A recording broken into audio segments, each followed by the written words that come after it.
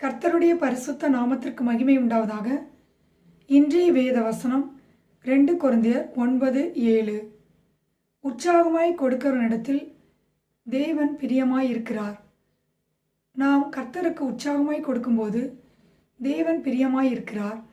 விசனத்தோடல்ல, கட்டாயமாய் அல்ல, நாம் உற்சாக மனதோடு கர்த்தருக்கு கொடுக்க வேண்டும். 2 கொரிந்தியர் 8:1 முதல் வாசிக்கிறோம். மக்கேதோனியா நாட்டு சபைகளுக்கு தேவன் அளித்த கிருபை. அவர்கள் கொடிய உபத்திரவத்திலே சோதிக்கப்படுகையில் தரித்திரமுடையவர்களாய் இருந்தும் தங்கள் பரிபூர்ண சந்தோஷத்தினால் கர்த்தருக்கு உதார்த்தமாய் கொடுத்தார்கள். கர்த்தர் அவர்களை பெருக பண்ணினார்.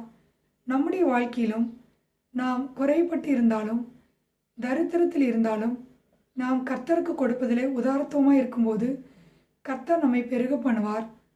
உதார குணமுள்ள ஆத்மா செழிக்கும் என்று வேதத்திலே வாசிக்கிறோம். வாரி இறைக்கும் போது நாம் விருத்தி அடைவோம்.